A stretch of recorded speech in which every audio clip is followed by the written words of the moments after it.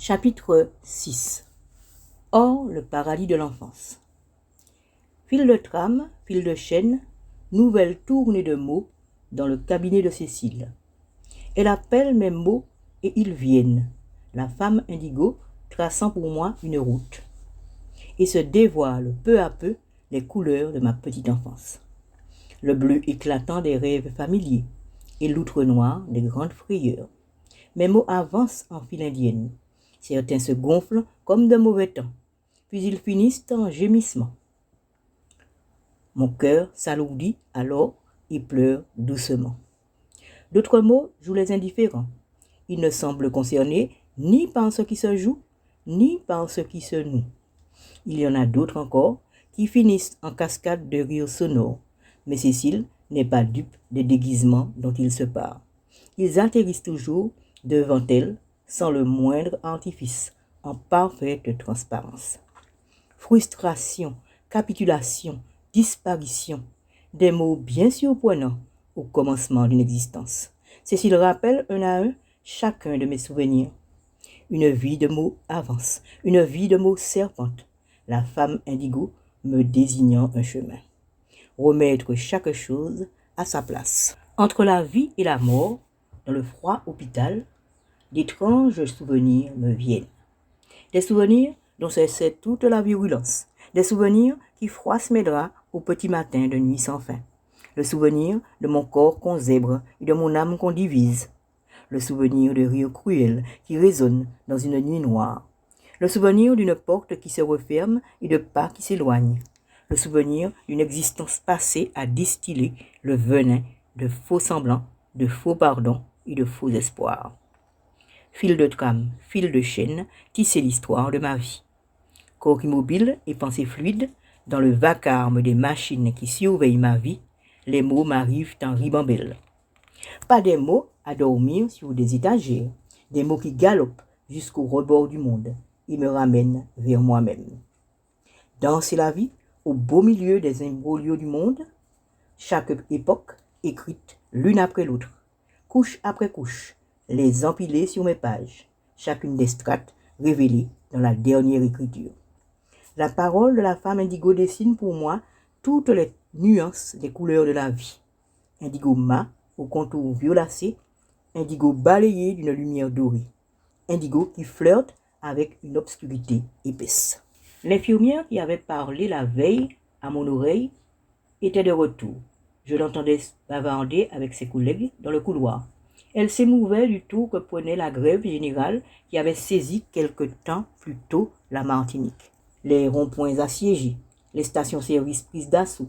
Il fallait voir les files interminables de voitures et les rayons vides dans les supermarchés.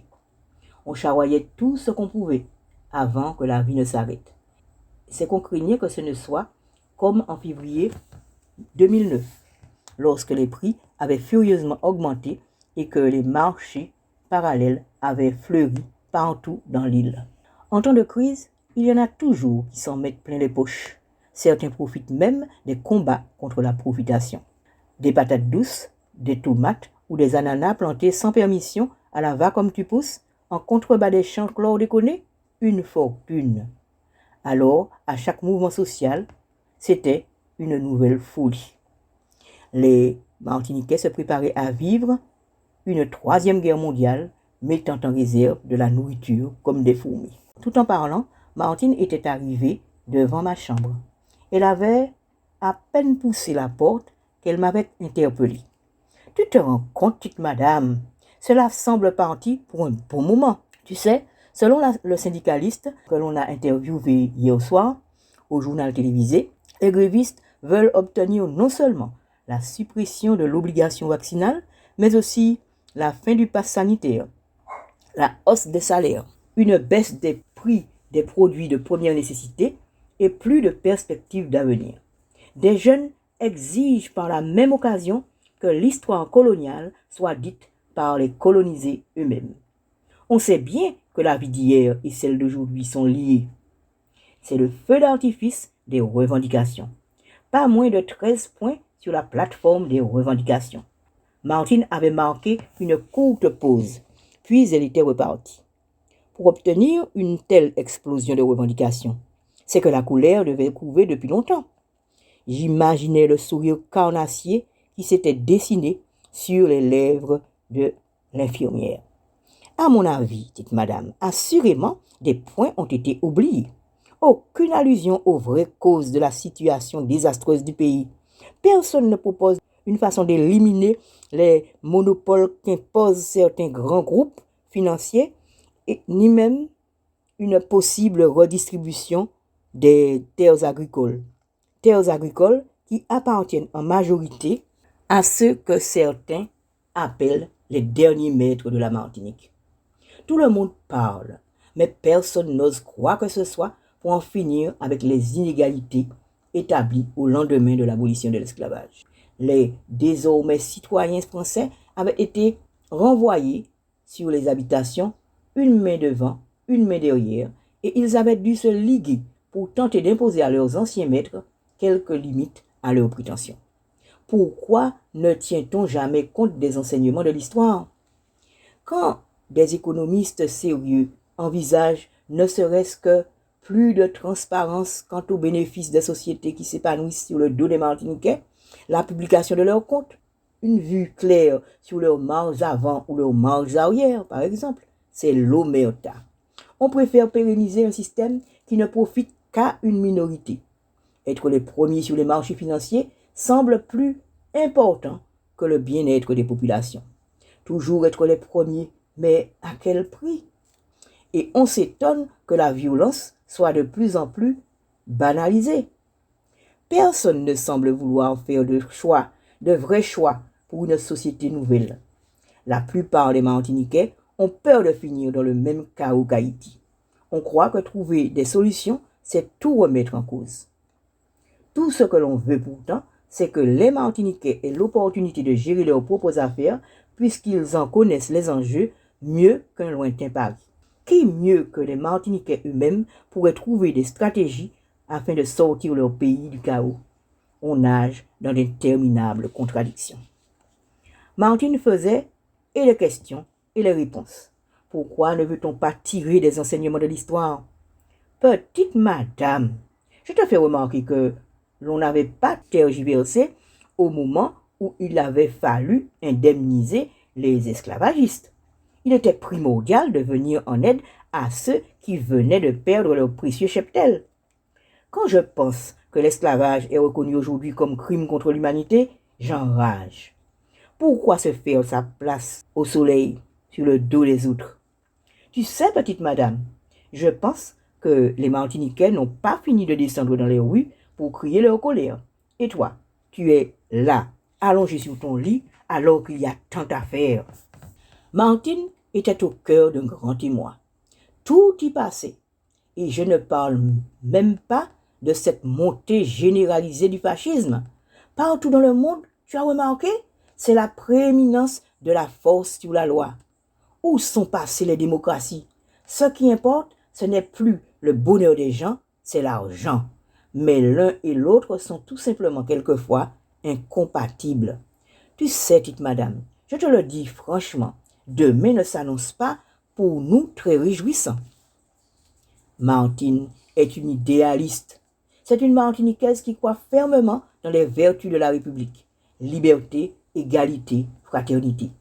Elle espère qu'un jour viendra où il n'y aura plus d'êtres moins libres, moins égaux et moins frères que les autres. Elle évolue tout à son aise au milieu de deux cultures. C'est une Martiniquaise en plein mi-temps de la République française. Et elle ne voit à sa situation aucune sorte de paradoxe. Martine parlait fort, elle parlait vrai. Elle parlait et le temps filait. Ses paroles résonnaient dans ma conscience. L'infirmière semblait vouloir me mettre en mouvement. Oui, il y avait tant à faire et je semblais inerte. Martine savait-elle que si j'étais allongée sur le lit de ce froid hôpital, c'était parce qu'il me fallait un nouveau départ? Et que cette parenthèse entre la vie et la mort, c'était pour moi l'occasion de découvrir qui tirait vraiment les ficelles. Cela faisait un moment que j'avais la désagréable impression de n'être qu'une marionnette entre les doigts d'un implacable destin. Et les dés me semblaient piper dès les premières heures de ma vie. Tourner, tourner les mots jusqu'à l'ivresse, posant mes pas dans les pas de la femme indigo, la suivre jusqu'à ce que le cœur me lève. Tourner, tourner, tourner toujours, comme la terre autour du soleil, et retrouver le sens véritable des choses. C'est quand les choses ne sont plus sûres que la vie en fait commence. C'était bel et bien, dès mes premières années, qu'elle avait commencé à m'échapper ma vie. Non seulement la femme en grand désir d'enfant avait préparé pour moi une place que ni moi, ni mes parents n'avaient envisagée, mais il fallait encore que je suive le chemin plein d'embûches qu'elle avait tracé à mon intention. Comme May me voulait sous son aile, elle avait obtenu qu'à 2 ans à peine, j'attrape mes clics et mes claques et traverse la rue qui séparait la maison de mes parents de la sienne. Lorsque Rosita constatait ma disparition, au moment du petit déjeuner ou du déjeuner, aucune inquiétude ne la saisissait, puisqu'elle savait naturellement où me trouver. J'étais installé à mon aise dans la maison de la voisine. C'était là que j'avais étendu mon petit royaume. Au début, je me contentais de m'asseoir sagement au pied du grand escalier qui menait aux chambres, en attendant que May descende pour son train-train quotidien. Et puis très vite, je m'étais mise à la rejoindre dans ses appartements, suivant tous ses faits et gestes, mimant sa coiffure et ses soins du visage, m'installant dans ses talons hauts et me pavanant comme une grande dame, ce qui la faisait éclater de rire. Mais était très heureuse de la confiance que lui accordait mon âge tendre. Nous nous rendions à Saint-Pierre pour le marché du samedi. Nous allions en visite chez ses amis. Moi, à l'arrière de sa jolie voiture, j'étais tout sucre. Rosita avait soin de me mettre chaque fois sur mon 31.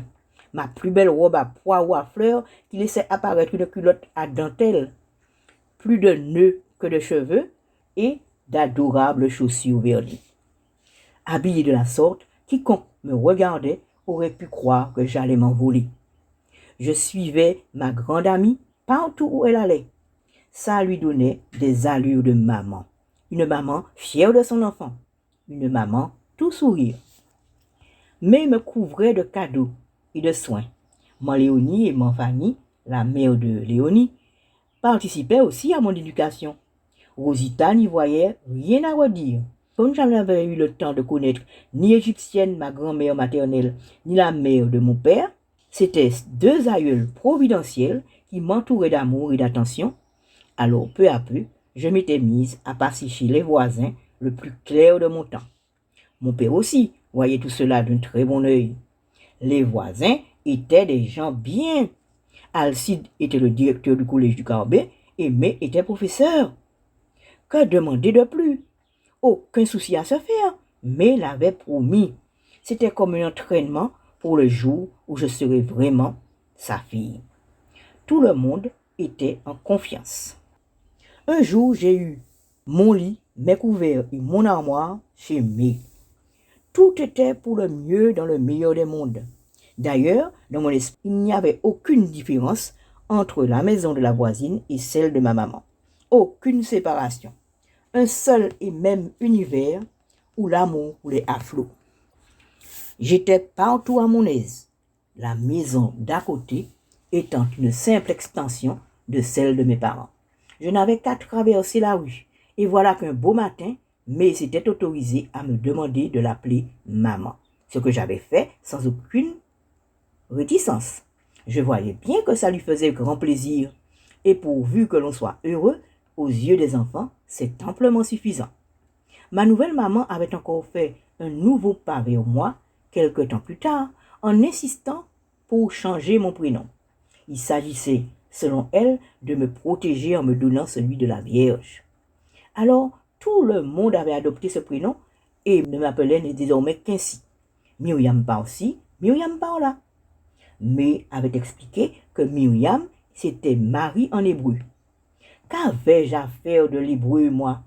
J'avais un prénom et lorsque qu'on le disait, je savais qu'on s'adressait à moi. Le nouveau nom qu'on avait choisi pour moi m'avait valu tout un lot de complications. Personne ne comprenait que changer de prénom, c'était comme changer peu à peu d'identité. C'était devenir une autre créée de toutes pièces par May. Rosita Ce n'était que le signe que la voisine tenait ses promesses. Et tout le monde formait une seule et même grande famille. L'amour pour moi était multiplié à l'infini. Alléluia! Ce qui avait néanmoins changé le cours des choses, ça avait été la maladie d'Alcide, le mari de Mai. Le couple disparaissait pendant quelque temps, puis il reparaissait comme sorti de nulle part. Le train-train quotidien reprenait, puis il repartait de nouveau. À chaque retour de Mai, c'était pour moi une fête. Elle me rapportait tout plein de cadeaux et me comblait de caresses. Néanmoins, j'avais remarqué que nos jeux étaient moins animés et bien moins nombreux, ce qui me rendait chimérique.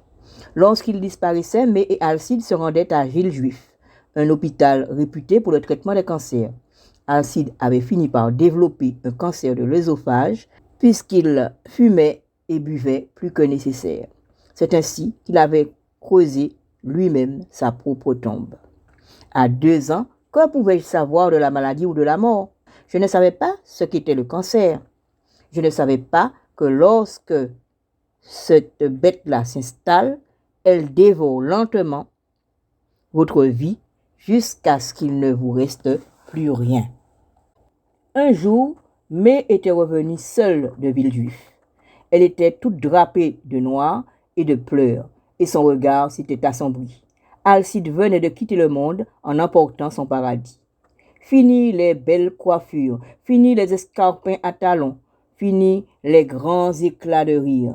Mais n'était plus revêtue que de chagrin. Moi, je ne comprenais pas très bien la raison de ce changement brutal. La mort n'avait encore aucune réalité pour moi. C'est vrai que j'avais déjà vu des animaux sans vie, le poulet que maman Rosita plumait tous les dimanches, et les poissons que papa ramenait par pleine bassine de son canot. Je n'avais jamais éprouvé de peine pour ces animaux.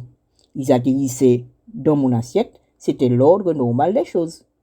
Mais j'étais à 1000 lieues d'imaginer qu'un même sort pouvait advenir aux vivants. Le grand canot dans lequel on avait allongé Alcide ressemblait tout simplement à ceux qui étaient alignés sur la plage, prêts pour un bord de pêche. Je ne savais pas qu'Alcide attendait qu'on l'emmène pour un très grand voyage, son dernier voyage. Ce qui m'avait intrigué, c'est vrai, c'était qu'Alcide, allongé dans cette yole étrange, ne bougeait pas, pas même un cil. Même quand je l'avais appelé, il ne s'était pas réveillé. Peut-être était-ce un nouveau jeu. Se préparait-il pour une partie de pêche? Qui était matelot? Qui était capitaine? De quel côté allait-il naviguer? J'avais posé, comme à mon habitude, de multiples questions, mais personne n'y avait répondu. Toute la journée, les grandes personnes avaient la tête ailleurs. Elles semblaient s'affairer à la préparation d'une fête. Peut-être était-ce l'anniversaire d'Alcide. On allait lui donner des cadeaux. Des fétous de pâté en pot, des cafetières remplies à ras-bord, de café très chaud et de pleins plateaux de sandwich étaient disposés sur les tables recouvertes de nappes blanches. Et dans les glacières, des boissons de toutes sortes étaient enfouies sous de gros morceaux de glace. Et puis, vers 6 heures du soir, ça avait été un défilé incessant de visiteurs qui venaient saluer Mai. Et puis, vers 6 heures du soir, ça avait été un défilé incessant de visiteurs qui venaient saluer Mai, mais dont les larmes ne voulaient pas tarir.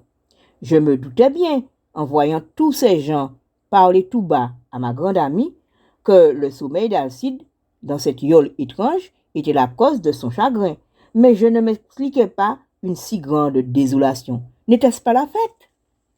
Après avoir admiré le mari de Mai dans sa yole et esquissé des sourires remplis de compassion, certains lui adressaient même quelques mots, les visiteurs s'asseyaient un moment, discutaient, mangeaient et buvaient, puis repartaient à leurs affaires. J'avais été fort déconcerté par l'arrivée de 3 femmes, dont les yeux étaient cachés sous d'immenses capelines. L'une d'entre elles, la très célèbre Madame Romuald, traînait derrière elle un éléphantiasis têtu. Surgis de nulle part, elles avaient l'air de 3 oiseaux de malheur, vêtus de pied en cap de noir. Pour ne pas arranger leur allure, elles tenaient en main de longs chapelets dont elle triturait les perles en marmonnant des paroles que je ne comprenais pas. Subitement, les 3 harpies s'étaient mises à accompagner de leur voix au perché les pleurs de mai, avec des chants et des prières. Peut-être priait-elle pour qu'Alcide se réveille enfin. Mais ce que je constatais, c'était que chacune des notes qui sortaient de leur gosier n'avait que pour vertu d'accroître le chagrin de mai. Je m'étais donc appliqué à leur démontrer avec des mimiques hostiles qu'elles n'entreraient pas dans mon ciel. Madame Romuald, surtout, me paraissait antipathique. Les tremblements de son goitre lui donnaient à chaque prière l'air d'une poule pondeuse au bord de l'affolement. Nous étions en 1965 et je profitais pour quelque temps encore de l'insouciance d'une enfant de mon âge, toute à mes jeux, à mes caprices et à mes questions à n'en plus finir. Je ne savais pas que je m'apprêtais à vivre en essayant de me faire une place entre les pleurs de mai et les silences de Rosita. Après quelques mois, dans sa maison vide, Mai avait quitté le Carbet et elle m'avait emmené dans ses bagages. On m'a tellement raconté le grand départ pour Fort-de-France que je me revois à l'arrière d'une voiture grise qui file à vive allure vers la capitale. Je suis entre Mai et Maléonie, sa mère, et je ne comprends rien à leurs sanglots saccadés. Je me crois la cause de leur chagrin. Toutefois, je ne pose aucune question. Ce sont des affaires de grandes personnes auxquelles les enfants ne doivent pas se mêler. Lier les vents qui se déchaînent et conjurer les mauvais sorts. Déjouer toutes les tempêtes. De ce jour de déménagement, je n'ai gardé que le sentiment d'avoir fait quelque chose de mal sans pouvoir dire quoi. Après combien de temps la dame qui habitait de l'autre côté de la rue, dans une maison cossue, était-elle devenue ma deuxième maman? Je ne le savais pas. Comment l'idée de retour chez les miens avait-elle progressivement battu en retraite dans mon esprit? Je ne le savais pas non plus. Comment s'étaient refermées pour moi les portes de la toute petite enfance? Je l'ignorais aussi. Ce que je savais, c'était que la voisine au grand désir d'enfant avait pris un jour la place de Rosita, ma première maman. Elle s'était glissée dans ma vie sans crier gare et s'y était installée pour longtemps. Après la frénésie de l'emménagement dans notre maison de Saint-Georges, nous habitions Chelcher, une commune proche de Fort-de-France. La vie devait se remettre en marche et se voulait être aussi belle que possible pour Mai, Maléonie, la fille adoptive de Mai et moi. Cependant, une fois l'agitation des premières semaines passées, était venue pour nous la banalité du quotidien et la statue de Saint-Georges terrassant un dragon qui trônait à l'entrée de notre cité n'était pas encore pour moi l'image des luttes que je devais mener. Lutte contre tous mes démons. Peur d'être abandonné, peur de voir tous les miens disparaître du jour au lendemain et peur de disparaître moi-même. Combien de fois la voisine qui s'était substituée à ma maman m'avait-elle dit, la bouche en cœur, son chemin vers moi? Rosita, terrifiée devant mon berceau vide. Rosita, rassurée en m'apercevant à la fenêtre de la maison voisine. Combien de fois Mai avait-elle rendu palpable le sentiment qu'il avait poussé à traverser la rue qui séparait nos deux maisons?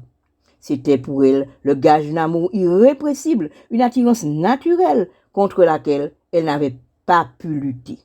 Notre destin, à toutes les deux, en somme. Rosita, de son côté, m'avait chanté un autre bout de la berceuse. Comment, alors que je n'étais pas née, Mai l'avait supplié de lui permettre de m'élever. J'étais longtemps restée en couveuse afin de mieux éclore. Alors, pour la voisine en grand désir d'enfant, j'étais une petite chose qu'il fallait réchauffer et protéger. Elle avait commencé son approche, donnant des conseils pour mon bien-être, venant me chercher dans mon berceau quand elle m'entendait pleurer et m'offrant de somptueux cadeaux. Apparemment, ce qui avait motivé mon changement de maison n'était qu'un amour immense et la promesse d'un bonheur à venir. C'était le pacte signé entre mes deux mamans. Tout le monde semblait s'être accordé. C'était pourquoi, naturellement, quand Mai avait quitté le Carbet pour s'installer à Chelcher, cette commune proche de Lanville, elle avait voulu m'emmener avec elle et Rosita m'avait laissé partir, accord parfait. Cependant, personne ne m'avait demandé mon avis, puisque je n'avais que 2 ans. En ces temps anciens, les enfants n'avaient pas droit au chapitre, mais personne ne m'avait non plus préparé aux grands changements qui allaient survenir dans mon existence. Moi-même, dans l'afflux des émotions du grand bouleversement qui m'arrivait, je n'avais pu rien dire de ma frayeur. Changer du jour au lendemain de maison, changer du jour au lendemain de maman, changer du jour au lendemain tout son univers. Il y avait pourtant une sacrée différence entre les allers-retours que j'effectuais entre la maison de Mai et celle de Ouzita. La peur panique qui me vient quelquefois encore aujourd'hui dans les situations qui flirtent avec les abandons me montre bien que tout ne s'était pas passé aussi merveilleusement que Rosita et Mai avaient voulu le croire. C'est curieux, comme on est prompt parfois à attribuer aux autres des sentiments qui pourtant n'appartiennent qu'à nous. En ceci, nous sommes tous de furieux magiciens, et Mai devait, hélas, se révéler très habile dans cet art-là.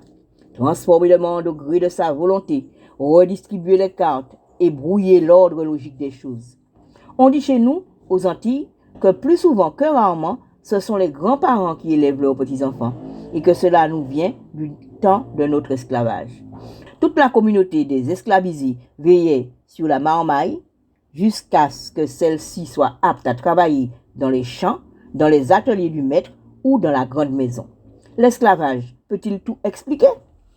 Mais n'était ni ma grand-mère, ni ma tante, ni même une lointaine parente. Elle n'était qu'une voisine qui avait pris l'habitude, semble-t-il, de s'approprier les enfants des autres. Mes parents, quant à eux, ne subissaient les rigueurs d'aucun esclavage. Ils avaient la vie ordinaire de bien des familles martiniquaises, mais j'avais néanmoins atterri dans le giron d'une voisine. Cela défiait ma logique. Il fallait que j'aie commis un bien grand mal pour être ainsi chassé du paradis de ma petite enfance. Je devais être coupable de quelque chose. Qu'avais-je dit ou fait de travers? Que n'avais-je pas su dire ou faire comme il fallait? Pendant longtemps, une faute que j'aurais commise avait été la seule raison qui expliquait pourquoi je grandissais dans une demeure qui n'était pas la mienne. Mais avec le sentiment de culpabilité, grondait aussi la colère. Une colère dont j'enrobais l'acide avec des trésors de pardon pour mes 2 mamans. Celle qui m'avait emmené loin des miens et celle qui m'avait laissé partir au milieu de nulle part. Coincé entre 2 sentiments contraires, cela ne pouvait présager rien de bon. Cependant, aucun mal-être ne transpirait encore à ce moment-là, puisque l'enfance reste, même si elle est bouleversée, l'époque où l'on croit que ce que disent et font les grandes personnes, le temps où l'on accorde aisément sa confiance. La vérité est qu'à ce moment-là, personne n'avait songé à me protéger de Mai. Comment aurait-on pu imaginer, vu son air décidé, son verbe haut et la façon qu'elle avait d'imposer au monde ses décisions, que Mai gardait au milieu d'elle-même une faille. Elle prenait soin de cacher aux yeux du monde tout ce qu'elle ne pouvait accepter et qui la faisait souffrir, la perte de son mari n'étant pas le seul séisme qui avait bouleversé son existence. Dans notre nouvelle maison de Saint-Georges, où les aigreurs semblaient vouloir se distribuer comme des premiers prix à la fin d'une année scolaire, il fallait que Mai remette pourtant sa vie en mouvement. Après une longue descente aux enfers, elle avait tout d'un coup relevé la tête. C'était sa famille qui avait joué pour elle le rôle d'une bouée de secours. Sa famille, c'est-à-dire Léonie, sa fille adoptive et moi. Elle avait réellement l'intention de prendre soin de nous, car c'était Dieu en personne qui lui avait confié cette mission, et nous étions désormais les 4 de Saint-Georges. Néanmoins, loin du Carbet, notre adaptation ne s'était pas faite sans heurts.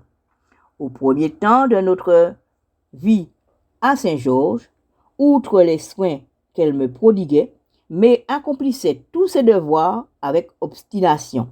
C'était sa bataille, le but qu'elle s'était désormais fixé. Ma nouvelle maman avait un sens très aigu du devoir et elle accomplissait celui-ci avec résignation puisqu'elle n'avait pas encore la force de trouver en elle-même aucune sorte de passion. Elle se rendait chaque jour à son travail, organisait le train-train quotidien et prenait même le temps de ménager pour nous quelques loisirs. Ça lui permettait de ne pas retomber dans les abysses du désespoir. Assurer notre quotidien, c'était pour elle lutter pour sa propre survie. Néanmoins, May vivait la plupart du temps dans ses souvenirs et poussait ses jours devant elle comme de l'eau boulée. Quoi qu'elle ait imaginé, de nouveau gardait irrémédiablement l'empreinte des temps anciens, le temps où son mari était encore de ce monde. C'est ainsi qu'Alcide mort était devenu bien plus vivant qu'aucun des vivants de notre maison de Saint-Georges, mais s'appliquant à l'honorer tel un demi-dieu. Chacun de nos dimanches était les jours d'une sainte adoration, mais sa fille adoptive et moi nous rendions au cimetière pour prendre soin de la tombe d'Alcide pendant que Manléonie allait à la messe. Je garde d'ailleurs en mémoire une curieuse correspondance entre les mains jointes de Manléonie, sa coiffure en forme de cône et la flèche de l'église de Bellevue. L'église était à la mesure de Manléonie, ses mains jointes étant prolongées par l'édifice. Tout cela formait un seul et même élan spirituel, résumant à la perfection ce qu'était notre vie aux premières heures de notre arrivée à Saint-Georges. C'est ainsi peut-être que ma grand-mère et ses bondieuseries devinrent à mes yeux de précieux talismans qui me protégeaient des dangers qui menaçaient ma nouvelle vie. Manléonie joignait ses chants à ceux des paroissiens, priait pour le salut d'Alcide et suppliait Dieu de répandre son esprit sur notre petite maison. C'est qu'elle avait besoin d'un bon coup de main, notre petite famille, pour se raccrocher au train de la vie. À peine, mais sa fille adoptive et moi avions franchi les portes du cimetière que nous apercevions au loin la tombe d'Alcide. Elle faisait partie des grands édifices dont la blancheur aveuglante attirait sans modestie tous les regards, contrastant avec le troupeau des tombes des pauvres qui consistait en de simples monticules de terre entourés de conques de lambis avec une croix de bois peinte en noir. Les détails des sculptures des grands monuments blancs signalaient à tous les désirs de grandeur des défunts qui y reposaient. Ici, un archange aux ailes déployées, là, une représentation du tribunal divin, là encore, des symboles mythologiques peu connus du grand public. Même devant la mort, les hommes ne se sentent pas égaux. On se montre, on se démarque, on s'illustre et l'on veut encore exister. La tombe d'Alcide, elle, était semblable à une basilique.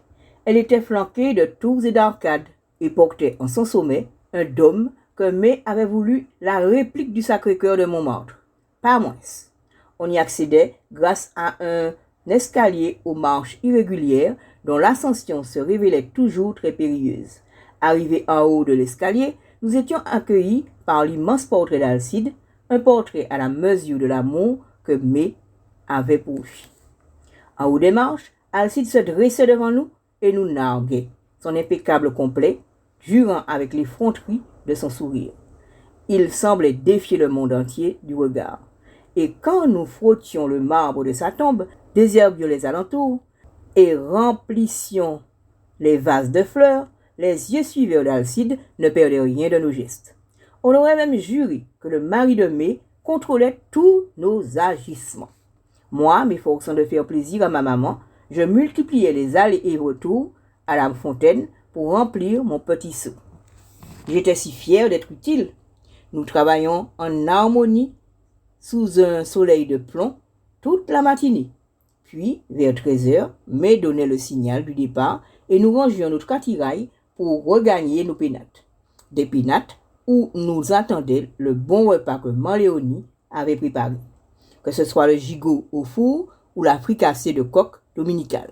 De retour à Saint-Georges, nous retrouvions un portrait semblable à celui du cimetière qui envahissait le salon, mais tenait à le garder là, afin de donner l'impression qu'Alcide veillait sur notre maison.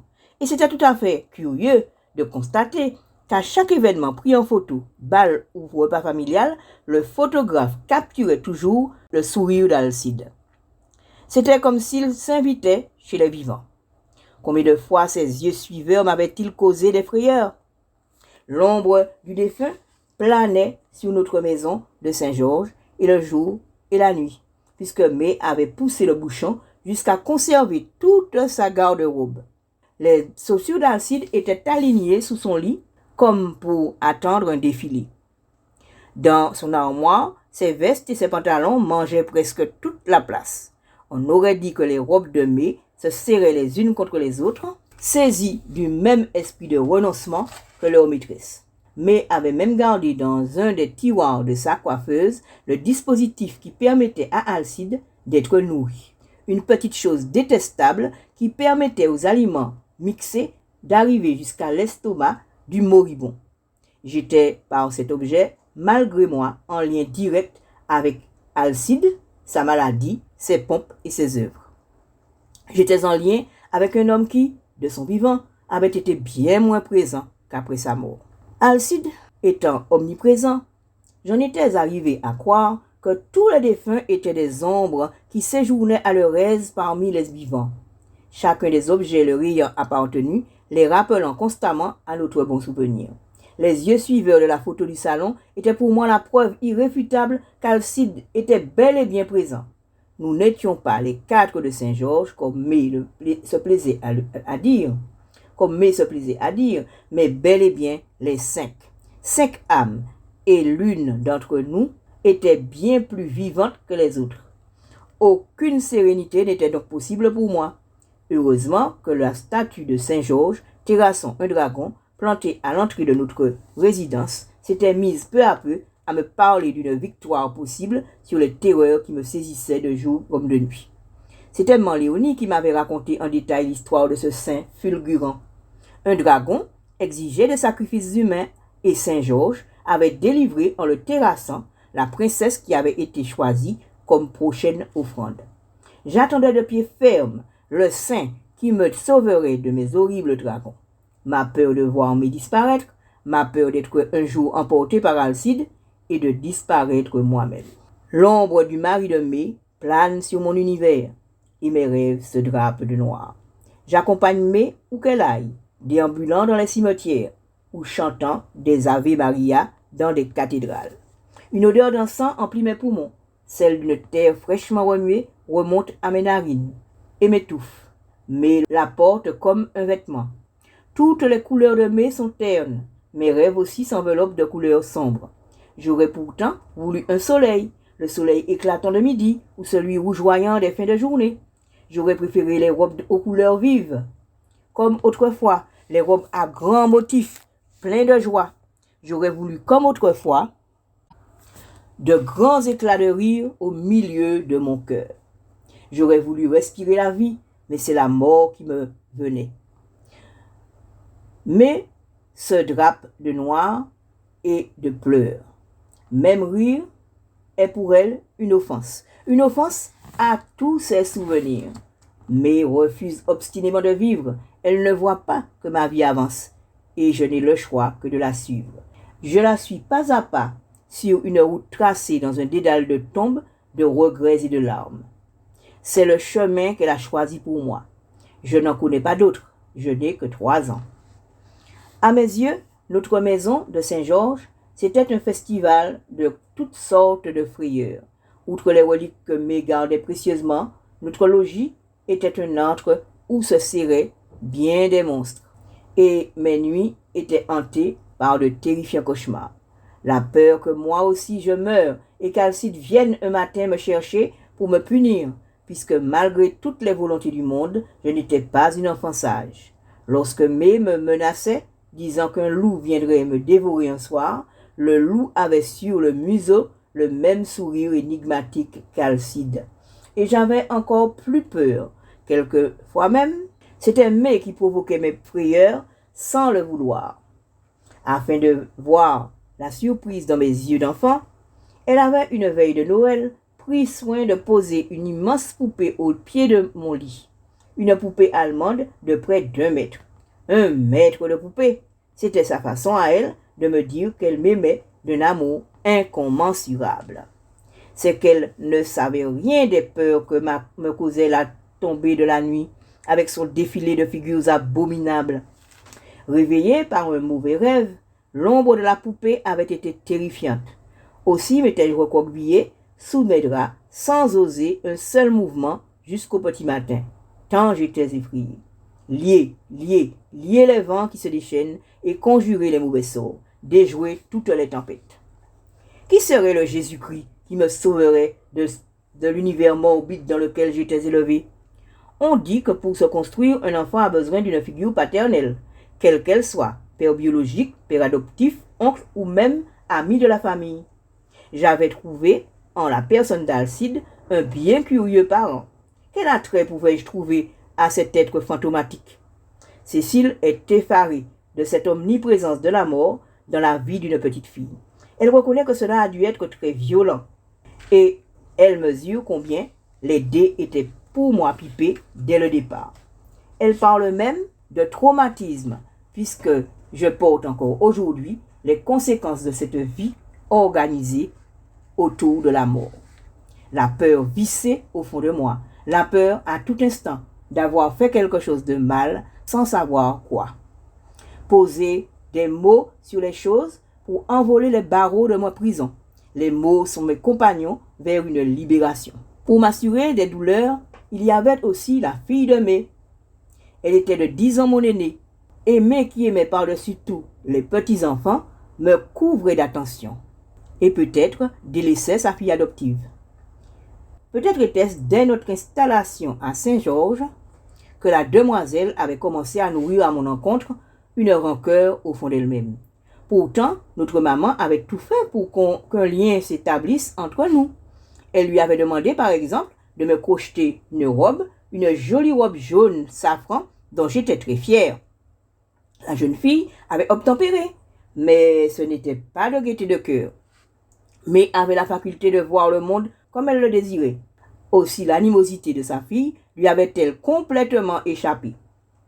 Les cadres de Saint-Georges se devaient de former une famille unie. Quelquefois, cependant, la rancœur de la fille de May apparaissait au grand jour. Une après-midi, pendant laquelle elle préparait des confitures, elle n'avait pas hésité à appliquer sur ma peau la cuillère avec laquelle elle tournait un caramel dans une casserole. La cuillère sortie du feu lui avait paru un bâton de discipline à la mesure de ma turbulence, mais avait protesté mollement. Une autre fois, j'étais tombée en courant avec un de ses bijoux à la main pour lui jouer un tour. Et tout le blanc de mon œil avait viré au rouge vif. Elle avait pris plaisir à attiser mon angoisse en me disant que l'oculiste allait m'enlever un œil. Et j'avais cru son mensonge, l'art de faire peur à une enfant avec un raffinement sadique. Tout se faisait en l'absence de notre mère, évidemment. La visite chez le médecin avait été un drame, et May n'avait rien compris à mes cris perçants. De retour à la maison, sa fille s'amusait encore de mes cris chaque fois qu'il fallait qu'on m'administre des gouttes. J'opposais une telle résistance qu'il fallait que Léonie et May joignent leurs efforts pour me contraindre. À ces peurs-là, faut ajouter aussi celles qui me venaient des multiples séances de vaccination, mais avait tenu à ce que j'aie mon carnet de santé à jour et régulièrement elle m'emmenait au bout de Shropshire. Encore aujourd'hui, lorsque je passe devant la porte en fer forgé de l'ancien cabinet, je pense à ces redoutables séances de vaccination.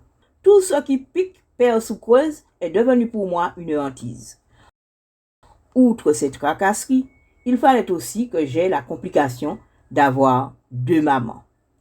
Oui, 2 mamans, puisque Rosita ne s'était pas effacée, comme par enchantement de mon esprit. Elle était devenue la fée merveilleuse, dotée d'une exceptionnelle baguette magique qui pourrait faire disparaître mes peurs et à laquelle je rêvais sans cesse. La retrouver était comme la quête d'un Saint Graal. Rosita était un idéal de maman que je voulais trouver dans chaque femme qui me regardait avec un tant soit peu de considération. 2 mamans, 2 maisons, 2 familles, 2 histoires. C'était l'assurance d'une existence coupée en 2. Séparation du corps et de l'esprit et nécessité absolue de rétablir un lien entre chacune des parties de moi-même. Comment vivre une séparation au beau milieu de soi? De quoi naît le lien familial? Du corps ou bien de l'esprit? Qu'est-ce qui fait qu'on peut dire « Voilà ma famille, ma génération, mon clan ». Si le corps n'est rien, l'esprit n'est pas tout. On ne peut pas choisir entre l'âme et le corps. Qui peut vivre une séparation entre son corps et son esprit sans sombrer dans le néant? Laisser son esprit en un lieu, partir son corps vers une autre destination? Aucune présence réelle n'est alors possible, ni pour le corps, ni pour l'esprit. On met la clé sous la porte, on est ailleurs. On est ailleurs au milieu de nulle part, étrangère partout et en toutes circonstances. On est ailleurs dans un pays des autres méconnus, un pays dont tous les autres ont peur et qui pourtant est désormais votre résidence, votre chez vous, que vous devez apprivoiser afin de ne pas disparaître. À tenter chaque jour de réunir mon corps à mon esprit, voilà que, comme tous les enfants logiques, j'avais une explication. Une maman avait fait le corps et l'autre avait fabriqué l'esprit. Je n'avais pas tort. De ma première maman, j'avais reçu la vie, de la seconde, j'avais reçu une éducation. Élément essentiel pour toutes les existences. Mais quelle obligation avait permis qu'on attribuât à 2 mamans les soins donnés à une seule enfant? La tâche était-elle si difficile qu'il était nécessaire de multiplier les ouvrières? C'était l'interprétation vers laquelle je penchais un peu plus chaque jour. L'idée que j'étais un être à part, une autre sorte de phénomène qui interrogeait le monde. Fil de trame, fil de chaîne, les jours s'écoulent, les époques se succèdent. Ah, mes mots d'enfant. Je les tournais dans ma tête en cherchant une solution au problème qui m'était posé. Toute une famille de mots qui disaient ce que je pensais être et ce à quoi j'aspirais. C'est souvent dans la petite enfance que se jouent les pièces maîtresses du grand échiquier de la vie. Dès 4 ans, en écoutant les exercices prescrits par l'orthophoniste afin que la fille de mai ne confonde plus les sons, j'avais réussi à déchiffrer quelques mots tracés sur le fronçantillis de mai ou dans sa Bible. Je paraissais concentré sur mes jeux. Néanmoins, pas une seule des explications données ne m'échappait. Je prononçais les sons, répétais les syllabes, formais des mots. Et puis, j'étais tombé sur un petit livre fort sympathique que des mains subtiles avaient placé sur mon chemin. Une méthode bauchée dont de gentils personnages nommés Daniel et Valérie me révélaient les secrets. Le trésor dont je m'étais emparé me montrait, miracle, les lettres et les sons que May répétait. Alors, j'établissais des parallèles entre ce que May montrait à sa fille et ce qui était écrit. May semblait très heureuse des airs inspirés que je prenais quand je m'exerçais à la lecture. J'avais toujours ma précieuse trouvaille dans mes affaires lorsque j'étais en déplacement chez des amis ou dans la famille de May. Toujours épelant les syllabes, j'agrandissais mon bagage. Je déchiffrais avec application toutes sortes de mots, ceux des panneaux qui indiquaient les routes et ceux des enseignes des maisons, ceux encore des mots écrits sur les emballages. Tout ce qui pouvait se lire et se comprendre était ma seule préoccupation. Je traquais et débusquais les mots jusqu'à ce qu'ils rendent leur grâce dans de belles histoires, des histoires moitié lues, moitié inventées, puisque je débordais d'imagination. Comme je semblais subjugué par la lecture, May avait décidé de m'inscrire dans une petite école privée, une sorte de jardin d'enfants que tenait une demoiselle de notre quartier, une demoiselle qui tournait ses paroles à la manière des savantes marquises du temps de Molière. Chaque matin, avant de regagner le collège où elle enseignait, mais il me déposait comme un paquet trop lourd au milieu de la marmaille en pleurs de la petite école, et elle tournait les talons sans un remords. J'avais en horreur d'être ainsi abandonnée à mon sort.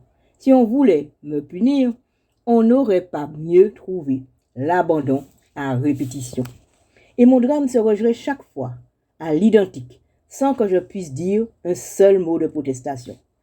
Même décor, même distribution, même action. Odeur envahissante, contraignante d'un désinfectant à la menthe et jardin d'enfants multicolores. Je ne jouais pas souvent avec les autres. Je n'aimais pas les balançoires, ne touchais ni à la peinture, ni au crayon de couleur, et la grande armoire où sont tassés les trésors de la maîtresse, je la regardais avec indifférence. Je pleurais quand on chantait. Je me figeais quand on s'agitait. Je n'aimais ni les hauts feux, les pompiers accusateurs, ni les facteurs qui se cassaient toujours le bout du nez. Et je triturais mes sandalettes à contre-courant des belles manières. C'est que j'avais encore mal à mon histoire, à mon secret, pacotillé de trésors pour Rosita, séance de vaccination, grosse fièvre, corps douloureux et cadeaux surprise avec mes. Ce qui me sauvait, c'était que la maîtresse nous faisait recopier des pages de lettres, de syllabes et de mots simples. Nous suivions les modèles qu'elle avait pris le soin de tracer elle-même sur nos cahiers, s'appliquant au plein et au délié. Cependant, quand les autres enfants dessinaient avec conscience les lettres, ne comprenant pas toujours ce qu'ils écrivaient, moi, mes dessins se métamorphosaient en sons, en mots et en phrases. J'étais en connivence avec les mots. Avec ceux que je parvenais à déchiffrer, j'inventais des histoires. Un beau matin, par un heureux hasard, j'avais découvert le dictionnaire. Dans cette formidable armoire, il y avait des mots magiques, des mots tragiques et des épiques aussi. Ah, le dictionnaire, cette armoire à mots qui semblait être fabriquée rien que pour moi. Assise sous la grande horloge de la salle à manger, mes deux pieds ne touchaient pas terre, que je passais des heures à collectionner les mots. Des rondes de mots qui ne tardaient pas à se mêler à mes conversations. Les grandes personnes aimaient m'entendre expliquer les mots que je glissais dans mes conversations. J'y introduisais des mots qui se pavanaient, des mots beaux comme des cathédrales, des mots au déploiement grandiose qui font sourire lorsqu'ils sortent de la bouche d'un enfant. Mais avait même complété ma bibliothèque avec quelques ouvrages, des albums aux pages cartonnées, fort bien illustrés et dont les grosses lettres m'apprenaient la vie. C'était plus qu'un bonheur de constater qu'entre les sons et ce qu'ils désignaient s'établissaient des amitiés solides. Je riais de les entendre s'accrocher les uns aux autres pour raconter des aventures. Je jubilais de voir les mots vivants, des mots dansants, des farandoles sur les pages. Un soir, en feuilletant le dictionnaire, j'étais tombé nez à nez avec des mots extraordinaires, des mots aussi mystérieux que magiques. Hermès, Hermance, Hermaïque, hermaphrodite et hermalzien. Quelle pépite avais-je débusqué là? Toutes ces curiosités linguistiques avaient occupé mes pensées pendant de longues heures. Hermaïque, hermalzien, hermaphrodite. Quel mot magnifique! Mais avait pris le soin d'en préciser pour moi quelques-uns. Hermaphrodite, chérie, c'est quand on est les deux à la fois. On est et l'un et l'autre. C'est quand on ne peut pas choisir. Elle ne savait pas qu'un jour, ce mot magnifique allait atterrir sur le tapis rouge du salon de ses parents. Une après-midi, que nous étions en visite au Terre Saint-Ville, chez le père de Mai, la servante m'avait proposé des rafraîchissements. « Qu'est-ce que tu préfères, jus de prune de citer ou jus de cerise pays ?» C'est alors que, d'un air triomphant, ma voix avait résonné dans le salon familial. « Ça m'est égal, moi j'aime les deux, je ne sais pas choisir, je suis hermaphrodite. » J'étais ravie de pouvoir utiliser ma trouvaille et mon auditoire de partir dans un grand éclat de rire. Comme cette petite est mignonne, où va-t-elle trouver tout cela? Et maman d'expliquer ma passion des dictionnaires et les rires de redoubler. Pour moi, c'était la surprise, voire même la consternation. M'étais-je trompé? Avais-je trahi le sens du mot qu'on m'avait expliqué? La simplicité de mon enfance venait de se heurter à la complication des grandes personnes. Curieusement, après le gag qui avait dévoilé le gouffre oblong des gorges déployées des grandes personnes, dans la grande malle au trésor que le petit Robert, je m'étais mise à ne sélectionner que les mots qui me paraissaient étranges. C'est qu'il fallait que je me prouve à moi-même que je ne m'étais pas trompée. J'étais une enfant fort têtue qui ne renonçait pas facilement à ses premières idées. Et je restais en silence, méditant de quelle façon je pourrais parvenir à mes fins. C'était ma manière de faire, surtout lorsque j'avais le sentiment d'avoir été jugée de manière injuste. Singulièrement, je ne retenais que des mots où ce qui s'oppose est rassemblé dans une seule et même chose. Des mots qui opèrent de grandes synthèses pour éviter les divisions, les séparations et les déchirements. Des mots à la mesure de moi-même, qui vivait une situation étrange, le cœur coincé entre deux mamans. Peut-être était-ce ma manière à moi de réduire le grand écart auquel j'étais contrainte, refusant d'oublier le paradis de ma toute petite enfance et ne voulant pas être la cause du chagrin de ma seconde maman. En opérant des synthèses, je trouvais un sens à mon existence, un sens qui, je l'avoue, ne sautait pas aux yeux de ceux qui me côtoyaient, mais des tantes, des cousins ou des amis qui s'essayaient à des hypothèses qui ne m'étaient pas souvent favorables. Comme on ne voit de l'autre guère que la surface, on ne peut juger que ce que l'on voit. Tout le reste est hors de portée. Tel un livre fermé dont on ne peut pas lire l'histoire, je restais donc une énigme pour les miens, ce qui me désespérait. Je désespérais d'autant plus que depuis l'incident du tapis rouge, je semblais être aussi une énigme pour ma propre mère. Si May avait été fière de m'entendre épeler les mots et inventer des histoires, depuis les plaisanteries des grandes personnes, elle était agacée lorsque son père et moi passions de longs moments à rire, assis dans le salon. Elle ne supportait plus qu'on s'amuse de mes mots d'enfant. Je ne comprenais pas du tout le pourquoi de ce changement-là.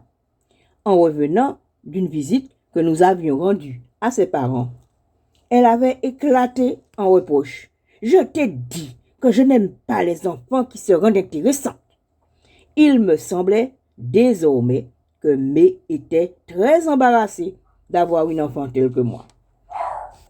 Je désespérais d'autant plus que depuis l'incident du tapis rouge, je semblais être aussi une énigme pour ma propre mère. Si May avait été fière de m'entendre épeler les mots et inventer des histoires, depuis les plaisanteries des grandes personnes, elle était agacée lorsque son père et moi passions de longs moments à rire assis dans le salon. Elle ne supportait plus qu'on s'amuse de mes mots d'enfant. Je ne comprenais pas du tout le pourquoi de ce changement-là. En revenant d'une visite que nous avions rendue à ses parents, elle avait éclaté en reproche. « Je t'ai déjà dit que je n'aime pas les enfants qui se rendent intéressantes. » Il me semblait désormais que May était très embarrassée d'avoir une enfant telle que moi. Je pensais n'être pour elle qu'un petit singe qui prenait goût à ses parades. Aussi avais-je peu à peu renoncé à parler des mots que je trouvais dans le dictionnaire. Au début de l'emménagement à Saint-Georges, nous allions souvent voir la sœur de May et ses parents. Et puis, nos visites s'étaient faites de plus en plus rares. Nous n'allions plus aussi souvent ni au Terre Saint-Ville, rue Gabriel Péry, ni à Plateau Foufou, chez Tante Mulhouse. J'aimais pourtant aller regarder le ciel sur le toit de la grande maison de la sœur de May et me remplir l'estomac de prune chili. Malgré ma crainte des deux gros boxeurs qui gardaient la maison et le fait que je trouvais les plaisanteries de ma tante un peu caustiques. Je regrettais beaucoup nos visites. Contrairement aux autres membres de la famille, ma tante semblait me voir telle que j'étais. Ni une attraction pour les cirques, ni une enfant ordinaire, et cela me plaisait beaucoup. Léonie m'avait appris, puisque je ne cessais de lui poser des questions, que c'était en partie parce que Mai avait changé de religion qu'une distance s'était installée entre elle et sa famille. D'ailleurs, ma grand-mère n'était pas ravie, elle non plus, que Mai ait choisi une autre façon d'adorer Dieu. Et elle avait eu un sérieux coup de chaud lorsque je lui avais sorti un jour, puisque j'avais la manie d'établir des rapprochements entre les choses, que si Lucifer, ça voulait dire lumière, c'est que Lucifer, c'était Jésus. La bonne dame avait failli régurgiter le sel de son baptême. Je ne connaissais pas encore l'existence des lumières noires. C'est d'ailleurs pourquoi Léonie avait tenu à nous accompagner à nos réunions pendant un temps pour être sûr que sa fille n'était pas devenue l'adepte d'une secte sataniste. Moi, malgré les explications de Léonie, je persistais à croire que j'avais joué un rôle décisif dans le choix de Mai, s'éloigner de sa famille. Et puis ce qui me confortait encore dans cette idée, c'était que la foi nouvelle de Mai avait le mérite de lui rendre le sourire. Un bon Dieu qui redonne le sourire ne peut pas être mauvais au point de séparer les familles. On avait promis à Mai un paradis où elle pourrait revoir son mari en chair et en os. Cela avait été dès lors sa seule raison de vivre. Alcide était donc devenu moins présent. Et nous avions délaissé le cimetière et l'entretien de sa tombe pour des endroits où les chants et les prières étaient une promesse de jours meilleurs. Même si les rires de Mai avaient continué à s'étrangler dans des sanglots et que les couleurs dont elle s'habillait étaient toujours ternes, elle semblait regarder de nouveau l'avenir avec espoir. Aussi avions-nous droit à des plaisirs simples. Nous allions, par exemple, camper pendant les grandes vacances sur la plage de Gros Raisin à Sainte-Luce ou celle de la Pointe-Marin à Sainte-Anne, en compagnie d'amis qui partageaient les croyances de Mai, et cela me ravissait. Nous organisions aussi des bals masqués à thème et des rallyes autour de la Martinique. Pour trouver les lieux où étaient cachés les indices, il nous fallait résoudre des énigmes. Tout cela me plaisait beaucoup.